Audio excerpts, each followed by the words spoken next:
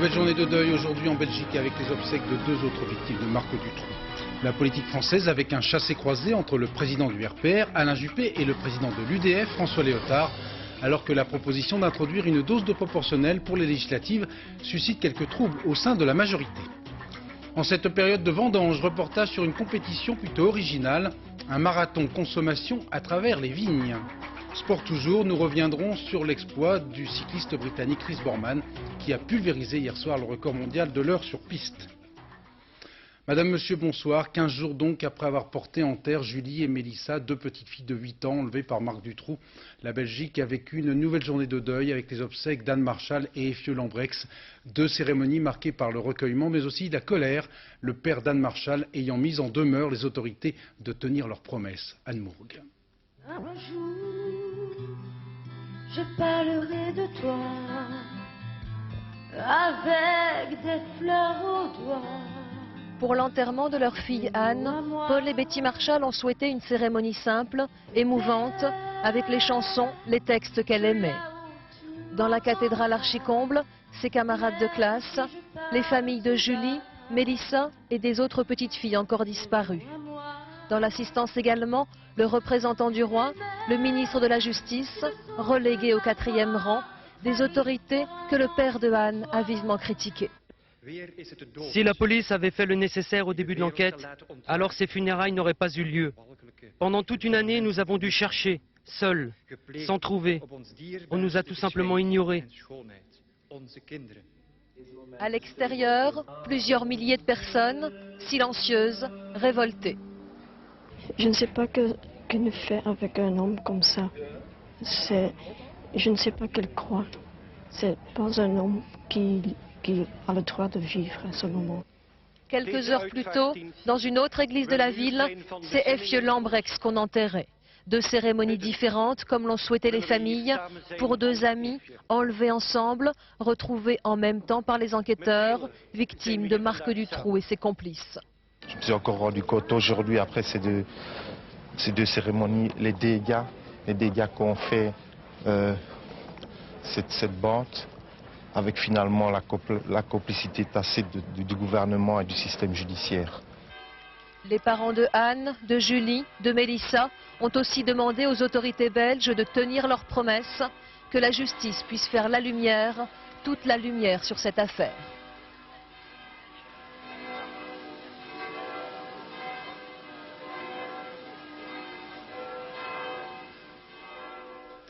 La politique française avec un échange de bons procédés entre Alain Juppé et François Léotard. Devant l'université d'été de l'UDF, à La Baule, le Premier ministre, qui est également président du RPR, a lancé un appel à l'union de la majorité et devant les jeunes du RPR, réunis eux à 3, le président de l'UDF a plaidé pour un vrai dialogue au sein de la majorité. Sur la politique en stéréo, reportage de nos envoyés spéciaux Jean-Baptiste Prédali, Javic Tambert.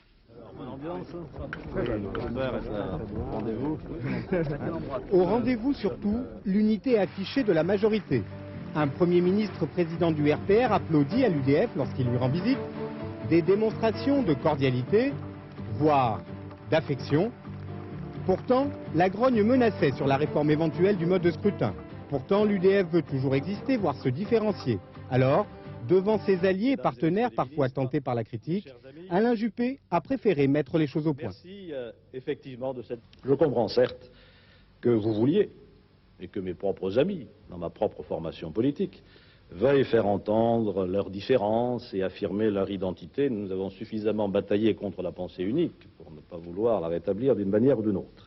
Mais je considère aussi que dans la défense et l'illustration de la politique gouvernementale, les deux formations de la majorité doivent s'efforcer, sinon de parler d'une même voix, en tout cas de coordonner avec soin leur prise de position. Alain Juppé ne s'est pas vraiment attardé à La Baule. En 25 minutes, il avait fixé sa règle du jeu. L'Union a besoin de symboles et d'une mise en scène efficace. 2 heures plus tard, nouvelle démonstration des deux patrons de la majorité côte à côte, mais cette fois devant le RPR. Pour le reste, à chacun sa partition.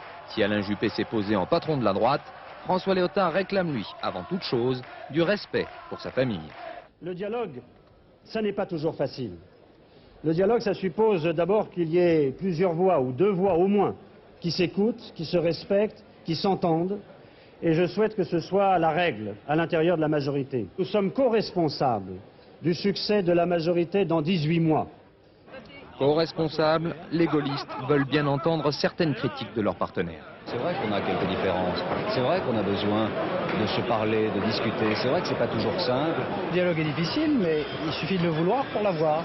Alors pour avoir ce dialogue, il faut faire comme François Léotard, c'est venir. Venir et non se décommander comme Charles Pasqua ou Édouard Balladur, absents de marque de cette fête de famille. Une convention des jeunes RPR qui attend pour demain le clou du spectacle, un discours d'Alain Juppé avec en ligne de mire les prochaines législatives, ce à quoi ils pensent déjà tous. Précisément, la suggestion d'Alain Juppé d'instiller éventuellement une dose de proportionnel dans les futurs scrutins législatifs, à commencer par 98. Cette idée suscite des réserves chez François Léotard et une franche hostilité de la part de François Bayrou, numéro 2 de l'UDF, alors qu'un homme comme André Santini, vice-président de l'UDF, estime, je le cite, qu'il ne faut pas que la majorité donne l'impression de bidouiller une loi pour se sauver. Bref, Jean-Michel Carpentier, qui est en direct de Troyes, cette suggestion sème un trouble certain dans la majorité. Oui, c'est vrai qu'on parle beaucoup de cela dans les couloirs. Il y a les pour, les contre, tant à l'UDF qu'au RPR, ce qui gâche un peu le message de l'Union. Mais au fond, on se dit ici que ce qui intéresse le plus les Français, c'est davantage la baisse des impôts présentée avant-hier que les problèmes électoraux. En fait, toute cette affaire provient d'une fuite, mais c'est vrai qu'Alain Juppé a voulu en parler. Simplement, tout cela a pris une dimension médiatique inattendue et difficile à maîtriser.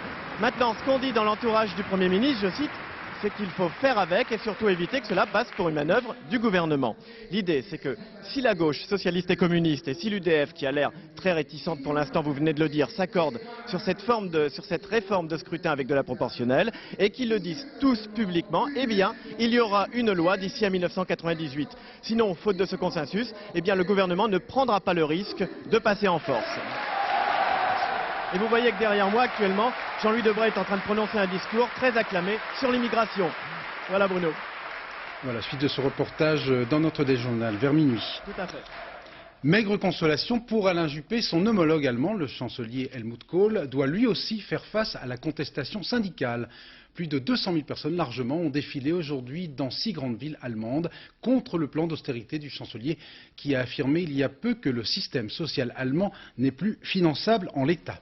À Berlin, pour France 2, Jérôme Catala. Volker et Barbara habitent à Francfort-sur-l'Oder, dans l'ancienne RDA. Ils sont venus aujourd'hui à Berlin, avec leurs enfants, pour se joindre à tous ceux qui refusent le plan d'austérité du chancelier Kohl. Ce plan prévoit près de 250 milliards d'économies dans les finances publiques et les budgets sociaux.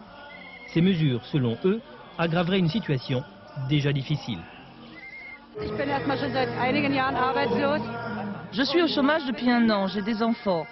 L'un est encore à l'école, l'autre n'arrive pas à trouver une place d'apprenti. Vous voyez, l'avenir me fait peur. Et je pense qu'il faut se battre contre ce plan.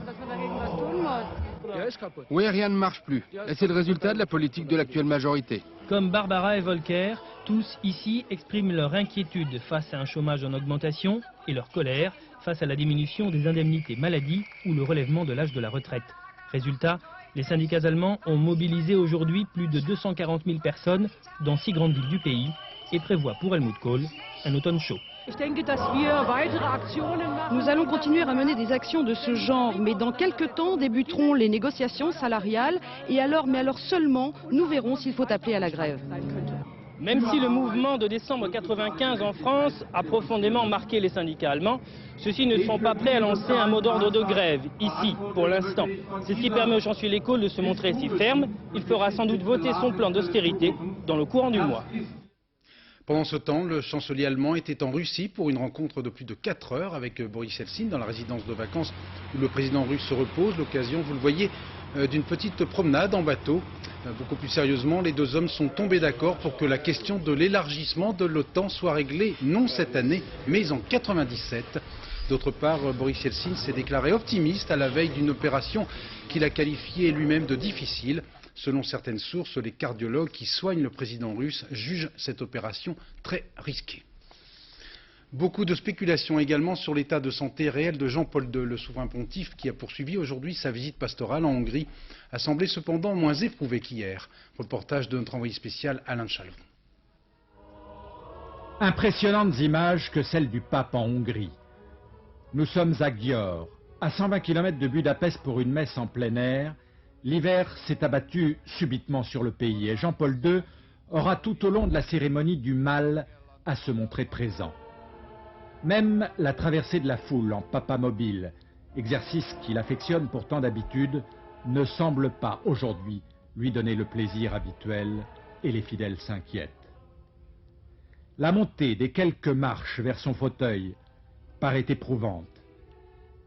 Et pendant la messe, à plusieurs reprises, il oubliera l'œil impitoyable des caméras et laissera transparaître sa fatigue. Si la cérémonie a pu aller à son terme sans incident, elle a relancé le débat sur une éventuelle maladie du pape. Le porte-parole du Vatican, Joachim Navarro-Valls, médecin dans le civil, a été littéralement pris d'assaut par les journalistes. S'il a admis que Jean-Paul II souffrait d'une infection intestinale, il s'est voulu plutôt rassurant. Je n'exagérerai pas l'apparence physique. Nous sommes maintenant en 1996, 17 années de pontificat ont passé. Il y a eu objectivement des maladies qui ont laissé des traces. Mais j'insiste, ce qui est surprenant chez le Saint-Père, c'est sa volonté de continuer. Dans 15 jours, le pape sera en France. Le voyage est maintenu, nous a-t-on confirmé, ainsi que l'intégralité du programme prévu, et ce, malgré l'état de santé du Saint-Père que l'on a pu constater ici en Hongrie. Seulement, ce voyage en France sera 2 fois plus long et surtout beaucoup plus fatigant, avec 4 régions visitées. Mais il est vrai que le pape nous a montré dans le passé une étonnante capacité de récupération. Alain de Chalvron vient de le rappeler, Jean-Paul II sera en France dans 2 semaines maintenant, et cela à l'occasion notamment des cérémonies commémorant le baptême de Clovis. Lors de son passage à Tours, le pape a manifesté sa volonté de rencontrer des blessés de la vie, pour reprendre sa propre expression. Le chef de l'Église rencontrera ainsi un SDF qui assure la surveillance de la basilique Saint-Martin. Portrait signé Pascal Doucet-Bon, Christian Leroux. Tout là-haut, Saint-Martin veille sur Tours, comme Ahmed Kiri veille sur la basilique. Tous ceux qui fréquentent l'endroit le connaissent, tous les matins devant la petite porte. Quant aux visiteurs de passage, ils lâchent rarement la pièce et ne saluent le mendiant que lorsque la caméra tourne. Qu'est-ce que vous faites? C'est des documentaires. Qu'est-ce que c'est? Qu'est-ce que c'est, Sam? Non, c'est bon. L'Église a sélectionné Ahmed Kiri, 62 ans, pour rencontrer le pape. Alors il a les honneurs de tous les médias régionaux et nationaux. Et sous les feux de la rampe, pour préparer son entrevue avec le Saint-Père, Ahmed oscille entre espoir et fatalisme. Bon, les gens qui ont un bon emploi, j'espère qu'il va trouver quelque chose. Qu'est-ce que vous allez lui dire, Jean-Paul II? Ah bah, je sais pas. Elle me pose des questions, je réponds. Je vais lui répondre de ce que ça se passe dans la vie. Il n'y a pas que nous en France. Hein. Partout pareil. Qu'est-ce que vous voulez que je ne vais pas dire à M. Jean-Paul II, vous me donnez des milliards? Non, non, non, non. Je demande même pas un centime. Même s'il me donne ça, hein, je le prends pas. C'est le recteur de la basilique qui a sélectionné Ahmed Kiri. Les 2 hommes se connaissent bien maintenant depuis plusieurs années. L'exclu et le prêtre, le kabyle et le français, l'ancien soldat et l'aumônier. Bon, il faut savoir aussi qu'Ahmed est harki, qu'il s'est battu pendant la guerre d'Algérie. Il a sa carte d'ancien combattant. Comme moi, j'ai ma carte d'ancien combattant, on a la même tous les deux. Et j'ai fait faire une photocopie de sa carte d'ancien combattant en Algérie. Et là-dessus, il a eu donc le droit de rentrer pour rencontrer le Saint-Père. Les autres blessés de la vie, selon le terme choisi par l'Église, ont été sélectionnés par des associations. Le Saint-Père parlera à chacun d'entre eux. Ahmed aura acquis une éphémère célébrité. L'histoire ne dit pas si cela lui donnera un toit.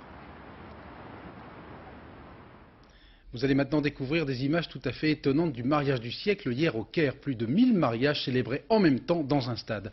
Ce n'est pas du tout un gadget, ce mariage collectif avait pour objectif de venir en aide aux jeunes couples qui n'ont pas les moyens de s'offrir une cérémonie de mariage.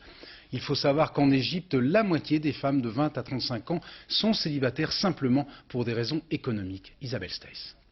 Pour une nuit, elles ont remplacé le voile islamique par un voile de tulle blanc. Ils sont plus de 1000, jeunes époux égyptiens, pour ce mariage du siècle sur un stade de hockey sur gazon au Caire. Une cérémonie à l'occidental sur des rythmes orientaux. Dans les gradins, 10 000 invités, amis et personnalités. Une production hollywoodienne à grand renfort de lâcher de ballons, feux d'artifice et même retransmission télévisée. Jamais sans doute ces jeunes mariés n'avaient imaginé s'unir un jour dans de tels fastes. Car le mariage coûte cher en Égypte. Et comme la tradition exige qu'il soit célébré en grande pompe, 3 000 francs c'est le minimum et c'est l'équivalent d'un revenu annuel moyen. D'où l'idée des mariages collectifs offerts par de riches donateurs. Une action salutaire car aujourd'hui en Égypte, la moitié des femmes de 20 à 25 ans sont célibataires, faute de trouver un époux capable de financer la plus belle nuit de toute une vie. En France, nouvelle manifestation de grogne dans nos campagnes. Cette nuit, une centaine de maraîchers de Haute-Garonne ont déversé des tonnes de légumes, salades, choux ou encore carottes, avant de mettre le feu à des cageots, cela devant la préfecture du département, à Toulouse donc, afin d'alerter les pouvoirs publics sur la chute des cours. En Corse, l'un des militants du MPA mis en cause dans l'enquête sur l'attentat à la voiture piégée de Bastia, cet homme remis en liberté hier pour vice de procédure, a été à nouveau interpellé ce matin sans incident dans les rues d'Ajaccio. D'autre part, à Bastia, la commission de sécurité a finalement autorisé l'accueil de 2000 supporters supplémentaires dans le stade de Furiani pour la rencontre qui va opposer demain après-midi Bastia à l'OM. En mai 92, 17 personnes avaient trouvé la mort et plus de 2000 supporters avaient été blessés à la suite de l'effondrement d'une tribune dans ce stade. Reportage de nos envoyés spéciaux Claire Reynaud, Nathalie Gallet. Toute la Corse rêvait d'assister à la rencontre Bastia-OM dans la nouvelle tribune du stade de Furiani. Mais il y a 4 jours, la commission de sécurité en a décidé autrement. Pas question de l'ouvrir au public alors que les travaux ne sont pas encore terminés. Prévu initialement hier soir, le match a été reporté à dimanche afin que les dirigeants du club aient le temps de trouver une autre solution pour accueillir les 3500 spectateurs attendus dans cette tribune. Ce matin, la commission de sécurité est à nouveau venue inspecter le stade, dans lequel un espace a été réaménagé pour accueillir 2000 personnes debout. La commission de sécurité, dans sa grande sagesse, a accordé les 2000 places debout en bloquant tout ce qui était place assise. Parce que pour elle, les garanties de sortie, d'évacuation du public ne sont pas encore suffisantes. Mais ils ont accordé les 2000 places debout qui avaient été demandées au départ. Ces 2000 places supplémentaires ont été vendues dans l'heure qui a suivi, car pour les Corses, cette rencontre entre Bastia et l'OM, la première depuis la catastrophe de Furiani, revêt forcément une importance particulière. J'ai une passion pour le football, donc mais bon, je pense quand même, j'ai perdu des amis et pour eux, bon, j'espère que ça se passera bien, qu'il n'y aura plus jamais un drame comme ça. Il faut que tout se passe bien, surtout pas d'incident. Et puis que le meilleur gagne. Demain soir, effectivement, c'est le football qui reprendra ses droits à Furiani, car le plus bel hommage que les Corses peuvent rendre à leurs victimes, c'est que ce match tant attendu ait enfin lieu. Un incendie s'est déclaré ce matin dans l'un des hôtels du parc d'Euro Disney, près de Paris. Plus de peur que de mal, pas de blessés, mais plusieurs centaines de clients ont été évacués et, vous voyez, des dizaines de chambres ont été plus ou moins sérieusement endommagées. Mickey a eu chaud aux oreilles et l'oncle Picsou a vérifié immédiatement sa police d'assurance. Comme les feuilles mortes, les détritus se ramassent parfois à la pelle. C'est la triste complainte des habitants des environs du Mont-Vallier en Ariège, après le passage de randonneurs sans scrupules. Tout le monde s'est donc lancé aujourd'hui dans une grande opération de nettoyage du sol au plafond. Reportage Christophe Larocca, Xavier Arias. Léopold Andreu est éleveur dans le Couserans. 2 fois par semaine, il vient ici pour soigner ses chevaux, en estive, au pied du Mont-Vallier. Aujourd'hui, il a rassemblé son troupeau pour descendre au refuge 400 mètres en contrebas.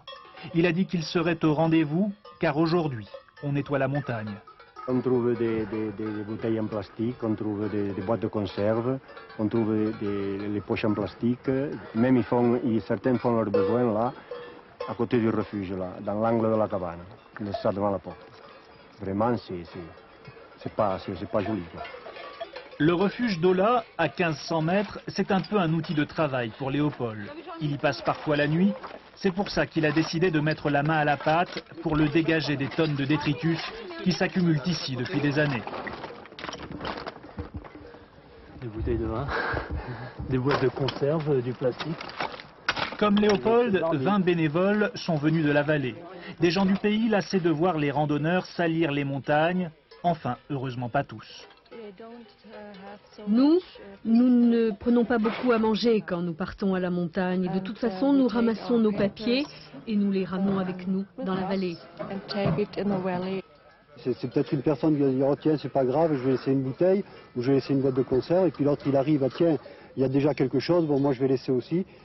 Je sais pas, quelle mentalité qui peut régir ça. Il ne faut surtout pas s'imaginer que des opérations comme ça se renouvellent régulièrement. Là, nous avons fait un effort particulier parce que il y avait un site qui était assez sale, mais nous ne souhaitons pas renouveler des opérations de ce type. Car des opérations comme celle-ci coûtent cher, entre 75 et 80 000 francs pour enlever ces détritus par hélicoptère. Mais c'était ici la seule solution pour que la montagne reste belle. Comme promis en début de journal, ce reportage de François Privat et Anne Fribourg sur le marathon du Médoc, une compétition assez étonnante à laquelle ont participé 6000 personnes. Et pourtant, a priori, boire ou courir, il faut choisir.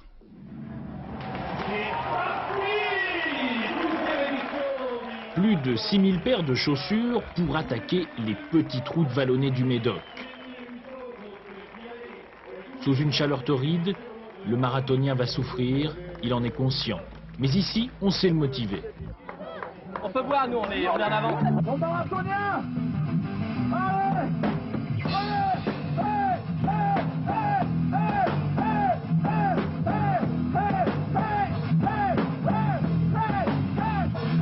Dès le 10e kilomètre, la soif et la fatigue affaiblissent forcément les coureurs de ce marathon dégustation. Alors, à chaque ravitaillement, on oublie l'eau et les oranges pour un petit ballon de rouge. C'est du dopage? C'est du dopage, non. Tout le monde en prend.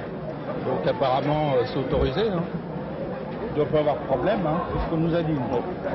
C'est un peu un vrai calvaire. C'est dommage, je n'en donne pas beaucoup. Parce que ça aide.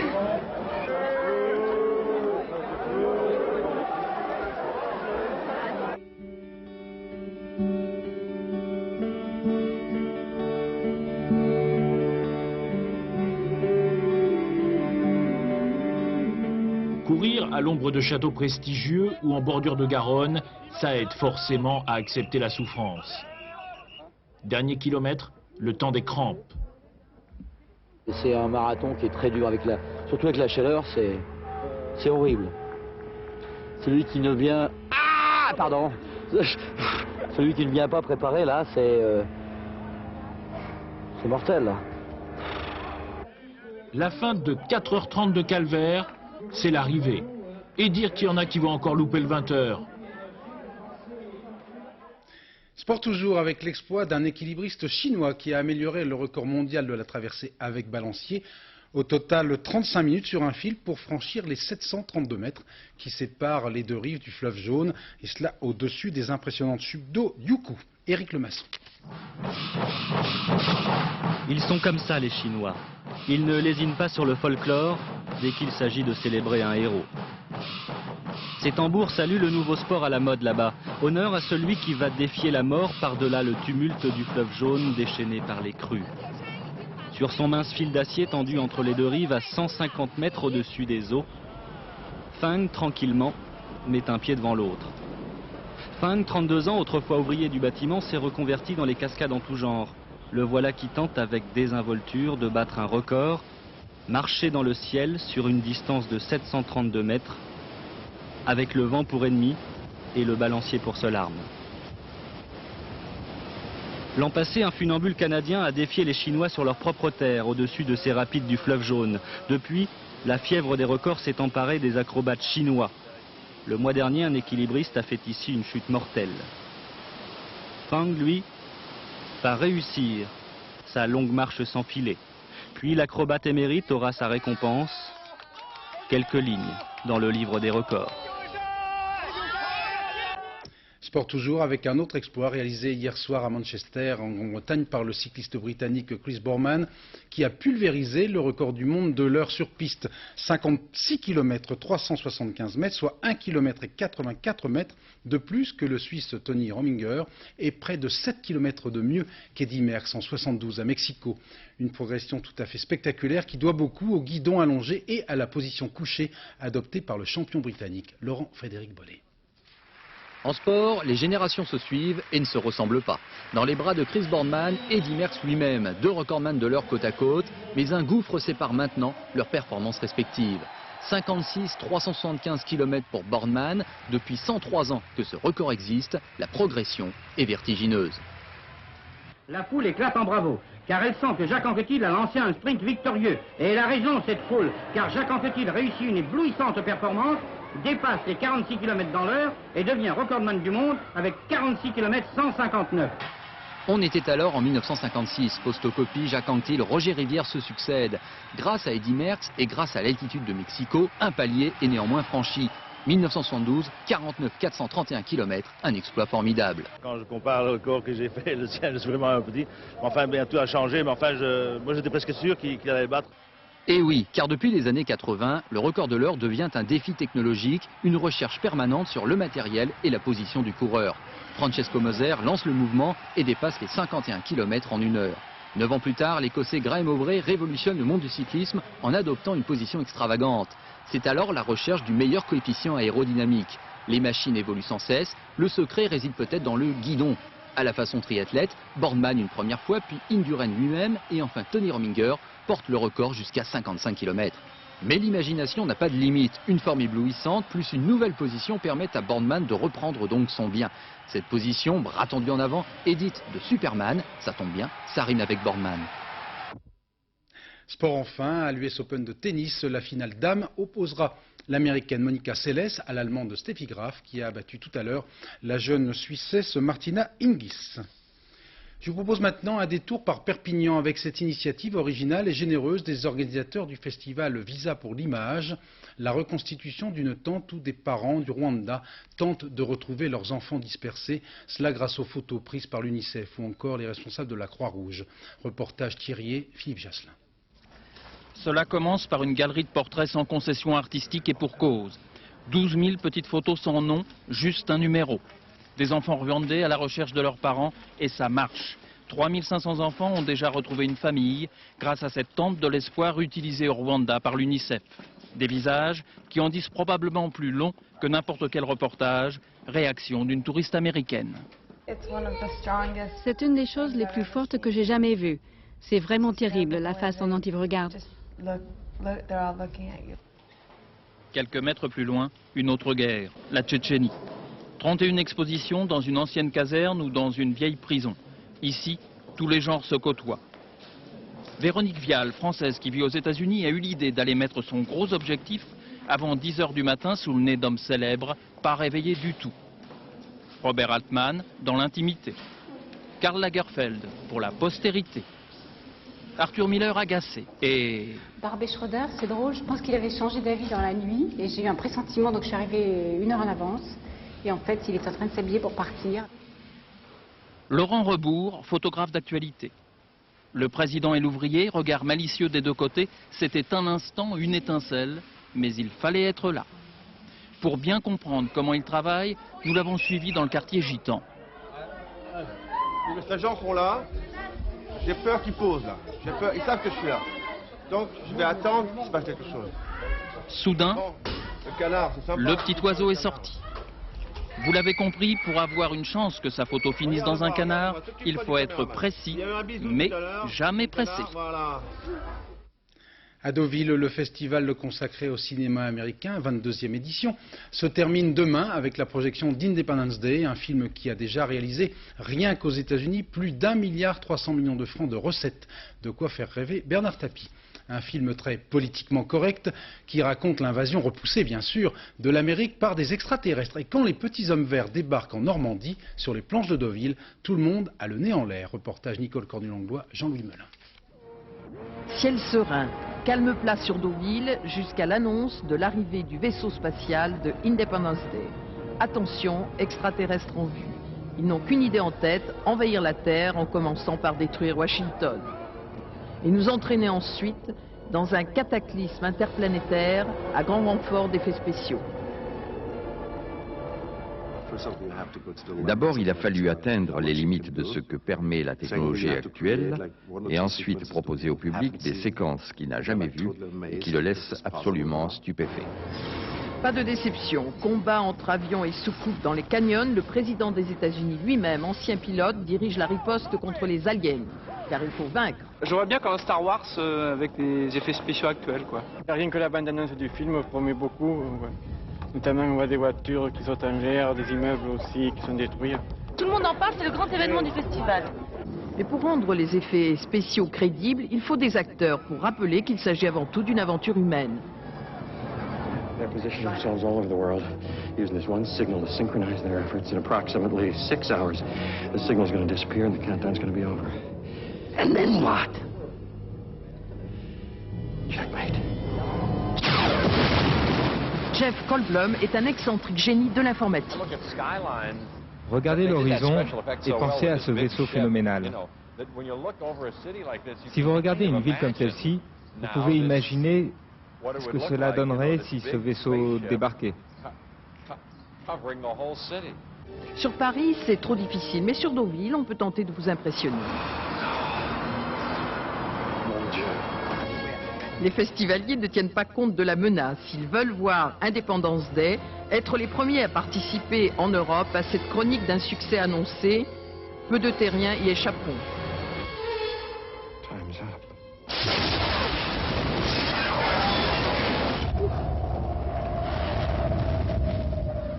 Vers minuit, le dernier journal, présenté par Florence Daucher, invité de Catherine Sellac, demain à 7h pour thé ou café, Alphonse Boudard. Bonne fête aux reines et bon anniversaire à Sophie Desmarais et à Henri Sagnier. Et tout nos vœux de bonheur à notre excellent confrère Thierry Blanco, qui a convolé aujourd'hui en juste noces et avec une femme en plus. Dans un instant, la météo, en compagnie de Nathalie Riouet, soleil et fraîcheur au programme. Rendez-vous dès demain 13h. Excellente soirée, merci.